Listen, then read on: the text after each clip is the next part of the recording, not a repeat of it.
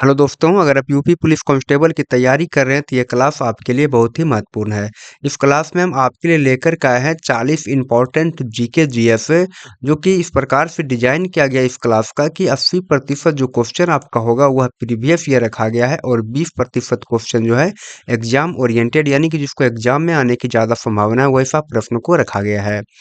अगर आप हमारे इस क्लास को लेते हैं तो आपके एग्जाम में अधिकतर क्वेश्चन इसी क्लास से देखने के लिए मिलेगा। तो आइए हम क्लास को स्टार्ट करते हैं। अगर आपको क्लास अच्छा लगे तो आप वीडियो को लाइक करें, चैनल को सब्सक्राइब करें और अपने दोस्तों में भी शेयर करें।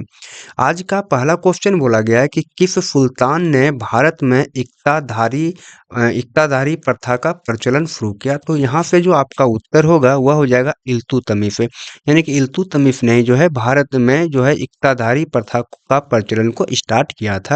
और इक्ताधारी एक भूमि अनुदान प्रणाली थी जिसमें सैन्य और प्रशासनिक अधिकारियों को नगद वेतन के बजाय कर संग्रह के लिए भूमि यानी कि इक्ता दी जाती थी। हम अगला प्रश्न की बात करेंगे तो आगे पूछा गया आपसे कि काकोरी ट्रेन एक्शन के मामले में किस क्रांतिकारी को गोरखपुर जेल में फांसी दी गई थी? तो काकोरी ट्रेन एक्शन के मामले में जो है किसको गोरखपुर जेल में फांसी दी गई थी ये आपको बताना है। तो यहाँ से आपका जो उत्तर होगा वह सी नंबर आपका उत्तर सही होगा। राम प्रसाद बिस्मिल को जो है गोरखपुर जेल में फांसी दिया गया था। आगे हम अगर बात कर रहे हैं तो 9 अगस्त 1925 को हुए प्रसिद्ध काकोरी ट्रेन एक्शन। आपको याद रखना है कि काकोरी ट्रेन एक्शन जो है कब हुआ था, तो ये 9 अगस्त 1925 को हुआ था। और मुख्य भूमिका निभाने के कारण जो है ब्रिटिश सरकार द्वारा इन्हें उन्हें जो है यह सजा दी गई थी, यानी कि फांसी की जो सजा दिया गया था राम प्रसाद बिस्मिल को, वह जो है मुख्य भूमिका इसमें निभाया था काकोरी ट्रेन एक्शन में, इसलिए इसको फांसी दिया गया था।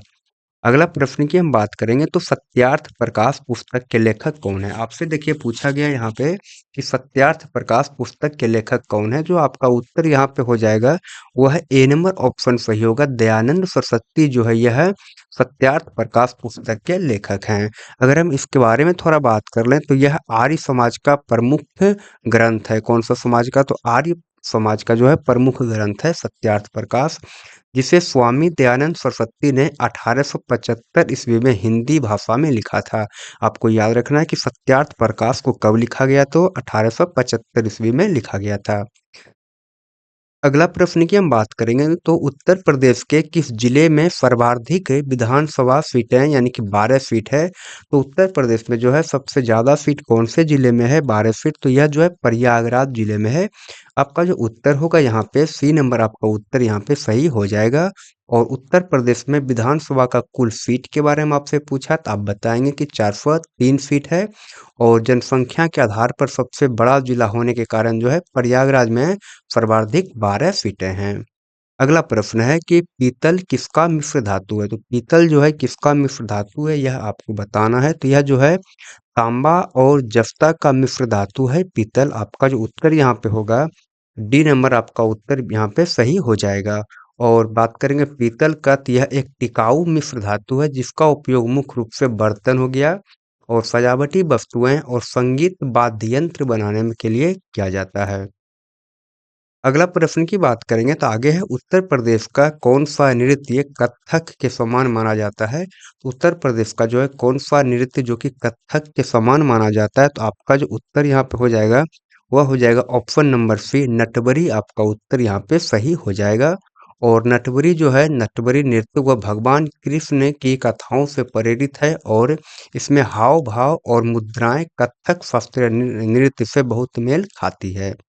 अगला प्रश्न की हम बात करेंगे तो आगे है गारो एवं खासी पहाड़ियाँ किस राज्य में है? तो गारो और खासी पहाड़ियाँ जो है यह मेघालय राज्य में है। आपका जो उत्तर यहाँ से हो जाएगा ए नंबर आपका उत्तर सही होगा। और ये पहाड़ियाँ जो है गारो और खासी पहाड़ियाँ विश्व में सर्वाधिक वर्षा वाले क्षेत्र जैसे कि मानिसराम और चेरापूंजी तथा यहाँ निवास करने वाली स्थानीय जनजाति के लिए प्रसिद्ध है।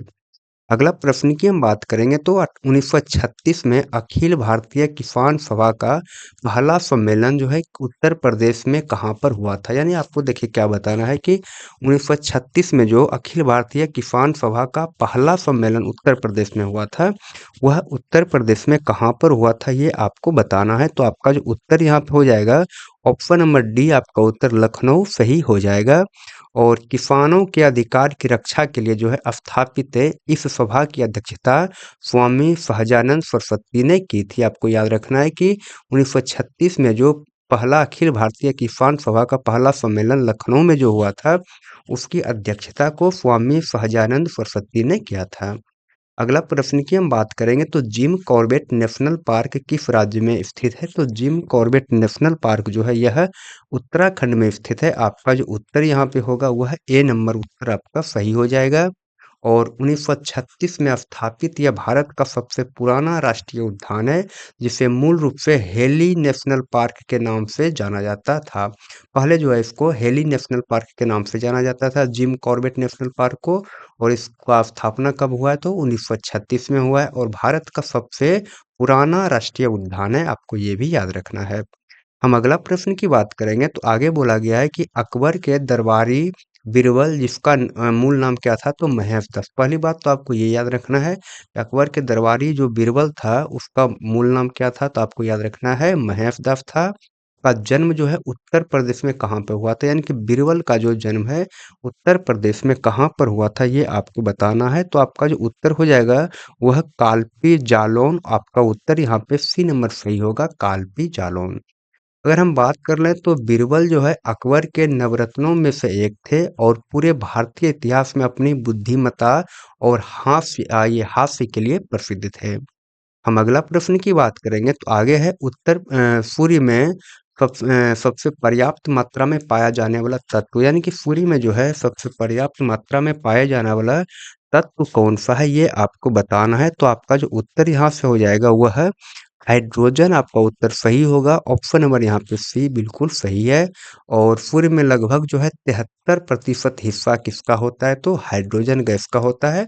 आपको ये भी याद रखना है कि सूर्य में जो है 73% हाइड्रोजन गैस का हिस्सा होता है, जो नाभिकीय संलयन के माध्यम से असीम ऊर्जा उत्पन्न करता है।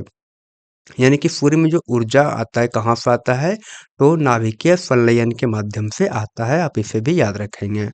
हम अगला प्रश्न की बात करेंगे तो आगे है उत्तर प्रदेश के राजकीय वृक्ष यानी कि अशोक जो है उसका वैज्ञानिक नाम क्या है? तो अशोक जो राजकीय वृक्ष है उत्तर प्रदेश का, उसका वैज्ञानिक नाम हो जाएगा सराका अशोका। क्या होगा इसका वैज्ञानिक नाम? तो सराका अशोका। ऑप्शन जो होगा आपका ए नंबर सही होगा। और अशोक शब्द का अर्थ होता है दुख रहित होता है और इसे भारतीय संस्कृति और आयुर्वेद में बहुत पवित्र माना जाता है।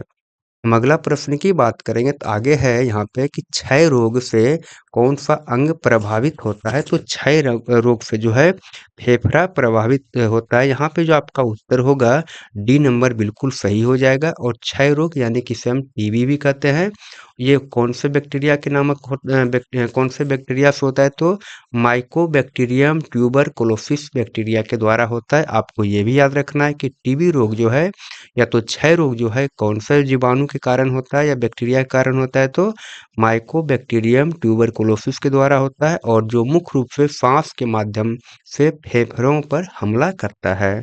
हम अगला प्रश्न की बात करेंगे आगे है केंद्रीय पक्षी अनुसंधान संस्थान उत्तर प्रदेश में कहाँ स्थित है? तो केंद्रीय पक्षी अनुसंधान संस्थान जो उत्तर प्रदेश में है वह कहाँ पर स्थित है, ये आपसे पूछा गया है। तो आपका जो उत्तर यहाँ पे हो जाएगा इज्जत नगर बरेली, यानी कि ऑप्शन नंबर आपका बी बिल्कुल सही हो जाएगा। और भारतीय कृषि अनुसंधान परिषद के अधीन यह संस्थान यानी कि केंद्रीय पक्षी अनुसंधान संस्थान जो है कुक्कुट विज्ञान और विभिन्न पक्षियों की नस्लों पर शोध करता है। हम अगला प्रश्न की बात करेंगे तो आगे है जापान की मुद्रा क्या है, ये आपको बताना है। तो जापान की जो मुद्रा है वह येन है। आपका जो उत्तर हो जाएगा ए नंबर सही हो जाएगा।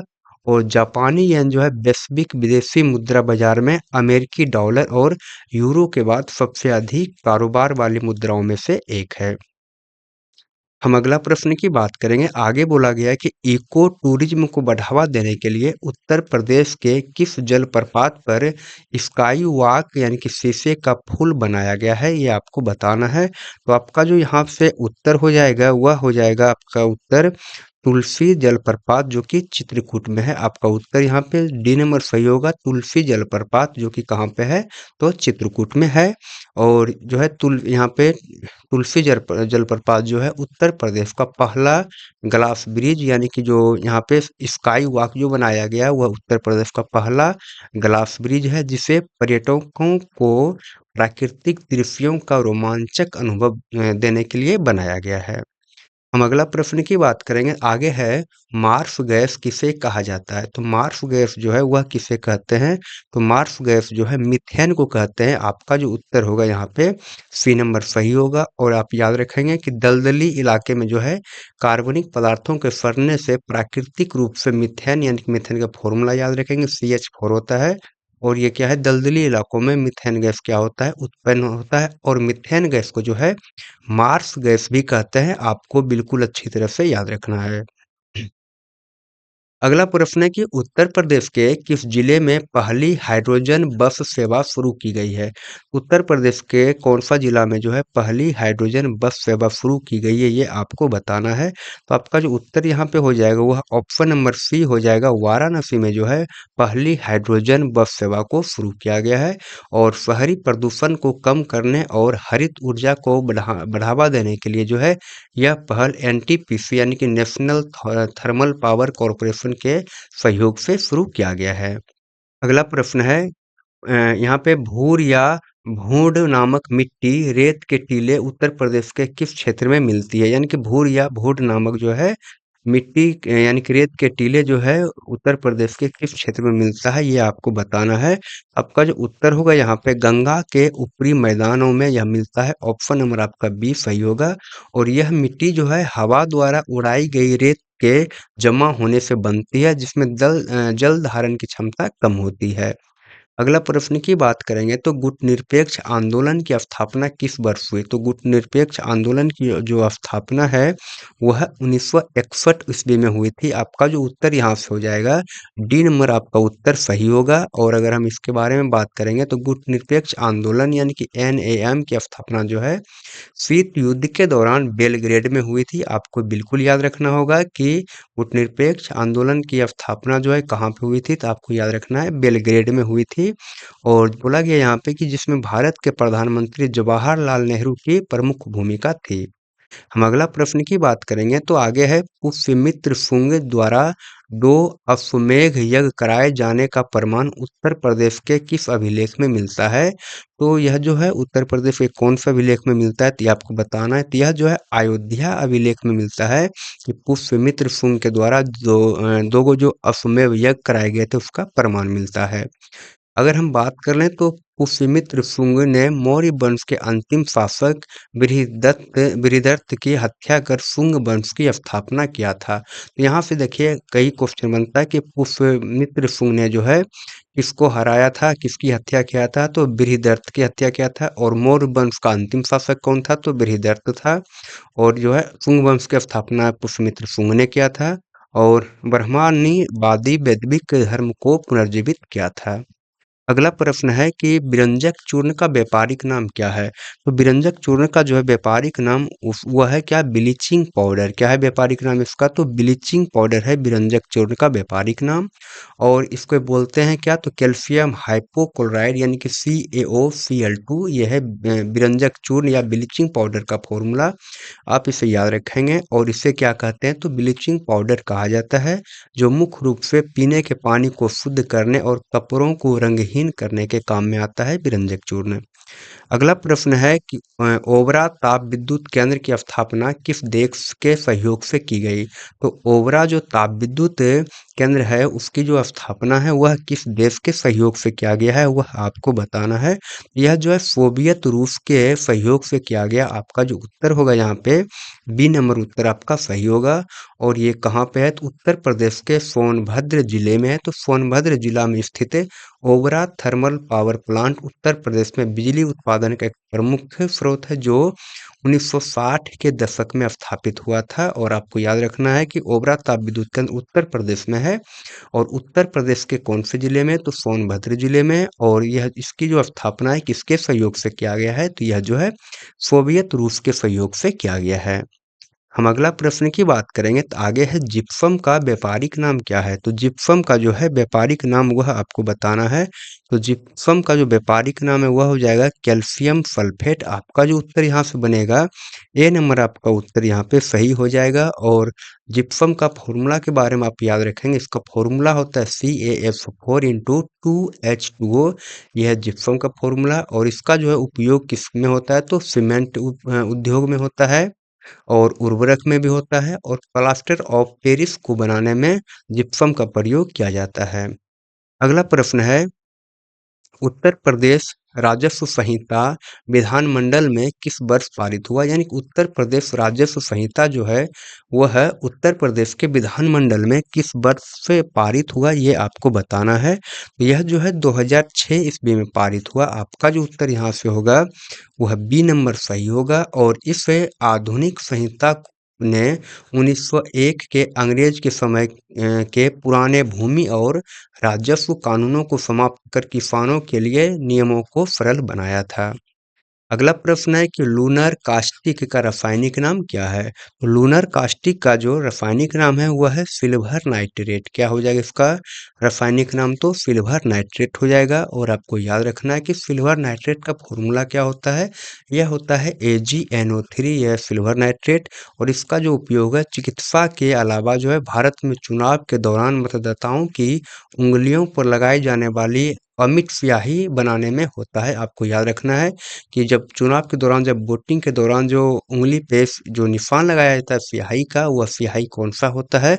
वह होता है लूनर कास्टिक, जिसका कि रासायनिक नाम है सिल्वर नाइट्रेट और फॉर्मूला होता है AgNO3। आपको ये सब याद रखना है। अगला प्रश्न की हम बात करेंगे तो आगे है यहाँ पे कि उत्तर प्रदेश की पहली महिला पुलिस कमिश्नर कौन बनी? उत्तर प्रदेश के जो है पहली महिला पुलिस कमिश्नर कौन बनी? तो आपका जो उत्तर होगा यहाँ पे वह लक्ष्मी सिंह सही हो जाएगा। ऑप्शन नंबर आपका सी बिल्कुल यहाँ पे सही होगा। और IPS अधिकारी लक्ष्मी सिंह को जो है गौतम बुद्ध नगर यानी कि नोएडा जिसे कहते हैं, नोएडा का पुलिस कमिश्नर नियुक्त कर उत्तर प्रदेश में यहाँ पे इतिहास रचा गया था। अगला प्रश्न की हम बात करेंगे तो आगे है विश्व दूरसंचार दिवस कब मनाया जाता है? तो विश्व दूरसंचार दिवस जो है यह कब मनाया जाता है? तो 17 मई को मनाया जाता है विश्व दूरसंचार दिवस। और हम अगर इसके बारे में बात कर लें तो यह दिन जो है 1865 में पेरिस में अंतर्राष्ट्रीय दूरसंचार संघ की स्थापना के उपलक्ष्य में पूरी दुनिया में जो है 17 मई को विश्व दूरसंचार दिवस के रूप में मनाया जाता है। अगला प्रश्न है कि उत्तर प्रदेश में उत्तर दक्षिण और पूर्व पश्चिम गलियारे आपस में कहाँ मिलते हैं? यानी कि उत्तर प्रदेश में जो है उत्तर दक्षिण और पूर्व पश्चिम गलियारा जो है आपस में कहाँ पे मिलते हैं ये आपको बताना है। तो आपका जो उत्तर होगा यहाँ पे आपका उत्तर सी नंबर सही हो जाएगा। यह गलियारा जो है झांसी में मिलते हैं। अगर हम बात कर लें तो NHAI द्वारा निर्मित उत्तर दक्षिण यानी श्रीनगर से कन्याकुमारी और पूर्व से पश्चिम कहाँ तो पोरबंदर से सिलचर राजमार्ग भारत के व्यापार और परिवहन की प्रमुख धमनियां हैं। हम अगला प्रश्न की बात करेंगे तो आगे है बंगाल विभाजन किसके शासनकाल में हुआ था ये आपको बताना है। तो बंगाल विभाजन जो है लॉर्ड कर्जन के शासनकाल में हुआ था। आपका जो उत्तर यहाँ पे होगा डी नंबर सही हो जाएगा। और बंगाल का विभाजन जो है कब हुआ था तो आपको याद रखना है 1905 ईस्वी में हुआ था। जिसका गुप्त उद्देश्य क्या था तो हिंदू और मुस्लिम बहुल क्षेत्रों को अलग करके बढ़ते भारतीय राष्ट्रवाद को कमजोर करना था। तो आपको याद रखना है कि बंगाल विभाजन किसके समय में हुआ तो लॉर्ड कर्जन के समय में हुआ। और ये कब हुआ था तो 1905 ईस्वी में हुआ था। अगला प्रश्न है कि उत्तर प्रदेश का सबसे लंबा आंतरिक जलमार्ग कौन सा है जो प्रयागराज से हल्दिया तक जाता है? तो प्रयागराज से जो है हल्दिया तक जाने वाला आंतरिक राजमार्ग उत्तर प्रदेश का कौन सा है वह बताना है। तो यहाँ कौन सा तो NW1। यहाँ पे NW1 जो कि आपका उत्तर यहाँ पे सी नंबर बिल्कुल सही हो जाएगा। और यह है राष्ट्रीय जलमार्ग 1 जो कि गंगा भागीरथी और हुगली नदी प्रणाली से होकर गुजरता है और माल ढुलाई के लिए एक महत्वपूर्ण और सस्ता माध्यम यह है। आपको ये भी याद रखना है। अगला क्वेश्चन यहाँ पे है कि हीराकुंड बांध किस राज्य में स्थित है? तो हीराकुंड बांध जो है वह कहाँ पे स्थित है? तो उड़ीसा राज्य में स्थित है। आपका जो उत्तर होगा यहाँ पे डी नंबर सही हो जाएगा और यह जो है महानदी पर बना है। आपसे ये भी पूछेगा कि हीराकुंड बांध जो है किस नदी पर है? तो यह जो है महानदी पर है और दुनिया के सबसे लंबे मिट्टी के बांधों से में गिना जाता है, यानी कि दुनिया के सबसे लंबा बांध की अगर बात किया जाएगा मिट्टी के बांध का, तो वह हो जाएगा हीराकुंड बांध, जो कि उड़ीसा राज्य में है और कौन सी नदी पर है? तो महानदी पर ये बना हुआ है। अगला प्रश्न है कि अनुलोम प्रतिलोम विवाह उत्तर प्रदेश की किस जनजाति में प्रचलित है? देखिए क्या पूछा है कि अनुलोम प्रतिलोम विवाह जो है उत्तर प्रदेश की किस जनजाति में प्रचलित है? तो आपका जो उत्तर होगा यहाँ पे वह बी नंबर सही हो जाएगा, बुक्सा जनजाति में जो है प्रचलित है। अगर हम आगे बात करेंगे तो बुक्सा जनजाति जो है मुख्य रूप से उत्तर प्रदेश के बिजनौर और उत्तराखंड में पाई जाती है, जो स्वयं को पतवार राजपूत घराने से जुड़ा मानती है। अगला प्रश्न आगे है, पहला शीतकालीन ओलंपिक खेल किस देश में आयोजित किया गया? देखिए आपसे क्या पूछा है कि पहला शीतकालीन ओलंपिक खेल जो है वो किस देश में आयोजित किया गया है, ये आपको बताना है। तो यहाँ से जो आपका उत्तर होगा वह ए नंबर सही होगा। फ्रांस में इसका आयोजन सबसे पहले किया गया था और पहला शीतकालीन ओलंपिक जो है कब स्टार्ट हुआ था? तो 1924 में। आपको ये भी याद रखना है कि पहला शीतकालीन ओलंपिक आयोजन कब किया गया था? तो 1924 में किया गया था। और कहाँ पे किया गया था? तो ये फ्रांस में किया गया था और फ्रांस के बर्फबारी वाले सेमानिक से शहर में आयोजित किया गया था। अगला प्रश्न है कि उत्तर प्रदेश का सबसे पश्चिमी बिंदु किस जिले को माना जाता है? तो उत्तर प्रदेश के जो है सबसे पश्चिमी बिंदु वह जो है शामली जिले को माना जाता है। आपका जो उत्तर यहाँ पे होगा सी नंबर उत्तर आपका सही हो जाएगा और शामली जिला जो है हरियाणा राज्य के साथ अपनी सीमा को साझा करता है और यह राष्ट्रीय राजधानी क्षेत्र यानी कि एनसीआर का एक महत्वपूर्ण हिस्सा है। अगला प्रश्न आगे है, काफा किसका मिश्र धातु है? आपसे देखिए पूछा गया है काफा के बारे में, तो काफा किसका मिश्र धातु है? तो आपको याद रखना है कि तांबा और टीन का मिश्र धातु हो जाएगा यहाँ पे काफा। और काफा जिसे कि ब्रोंज भी कहते हैं, मुख्य रूप से तांबे और टीन का मिश्रण होता है जो इसे शुद्ध तांबे से अधिक कठोर बनाता है और प्राचीन काल में इसका उपयोग जो है मूर्ति और हथियार के लिए खूब होता था। किसका उपयोग? तो काफा का। अगला प्रश्न की हम बात करेंगे तो उत्तर प्रदेश विधानसभा के पहले गैर कांग्रेसी अध्यक्ष कौन थे? तो उत्तर प्रदेश विधानसभा के जो है पहले गैर कांग्रेसी अध्यक्ष के बारे में आपसे पूछा है, तो आपका उत्तर हो जाएगा यहाँ पे राजश्री पुरुषोत्तम दास टंडन। आपका जो उत्तर होगा यहाँ पे बी नंबर सही हो जाएगा और राजश्री टंडन को देवनागरी लिपि में हिंदी को भारत की आधिकारिक भाषा का दर्जा दिलाने उनके अथक प्रयासों के लिए जाना जाता है। अगला प्रश्न की बात करेंगे तो बोलने की दृष्टि से विश्व में हिंदी भाषा का कौन सा स्थान है? देखिए क्या पूछा है यहाँ पे कि बोलने की दृष्टि से जो है विश्व में हिंदी भाषा क्या क्या स्थान है वह बताना है। तो इसका जो स्थान है हिंदी भाषा का वह तीसरा स्थान है, आपको ये याद रखना है। और वैश्विक स्तर पर मातृभाषा और दूसरी भाषा के रूप में बोलने वालों की कुल संख्या के आधार पर जो है अंग्रेजी और मंदारिन के बाद तीसरे स्थान पर चीनी आता है। तो आपको यहाँ पे याद रखना है कि सबसे ज़्यादा कौन सी भाषा बोली जाती है? तो अंग्रेजी, उसके बाद मंदारिन यानी कि चीनी, उसके बाद कौन सा आता है? तो हमारा हिंदी भाषा आता है। अगला प्रश्न आगे है, उत्तर प्रदेश हिंदी संस्थान लखनऊ का सबसे बड़ा पुरस्कार कौन सा है? तो उत्तर प्रदेश हिंदी संस्थान लखनऊ का जो सबसे बड़ा पुरस्कार है वह आपसे पूछा है, तो वह हो जाएगा भारत भारती सम्मान। क्या है? तो भारत भारती सम्मान। आपका जो उत्तर होगा यहाँ पे ए नंबर सही हो जाएगा और यह पुरस्कार जो है हिंदी साहित्य के क्षेत्र में उत्कृष्ट योगदान देने वाले लेखकों को दिया जाता है, जिसमें जो है नगद राशि 5 लाख रुपये और प्रशस्ति पत्र भी शामिल होता है। तो अब आप हमें बताएं कि आपको क्लास कैसा लगा। अगर आपको क्लास अच्छा लगा हो तो आप वीडियो को लाइक करें, चैनल को सब्सक्राइब करें और अपने दोस्तों में भी शेयर करें। हम मिलते हैं आपसे अगले क्लास में, तब तक के लिए बाय, थैंक यू।